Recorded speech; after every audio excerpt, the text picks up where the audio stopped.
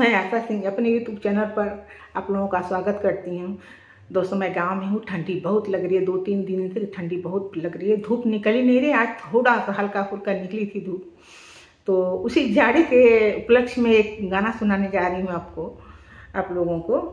तो धूपियो गीत है, तो अपना ढेर सारा प्यार दीजिएगा जरूर। माघ बीतल पूस बीतल या गहन महीनावा होया गहन महीनावा। माघ बीतल पूस बीतल या गहन महीनावा होया गहन महीनावा। अरे आई जाता घरे राजा जाड़ा के महीनावा, आई जाता घरे राजा जाड़ा के महीनावा। माघ बीतल पूस बीतल अगहन महीनावा हो अगहन महीनावा।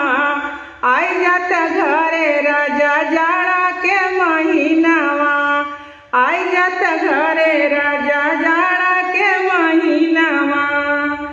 दिन भर करेला कमाई राजा, दिन भर करेला तू राजा कमाई, दिन भर करेला तू राजा कमाई। जाड़ा में रजाई बोला कैसे गरमाई हो कैसे गरमाई। दिन भर करेला राजा तू त कमाई, जाड़ा में रजाई बोला कैसे गरमाई हो कैसे गरमाई।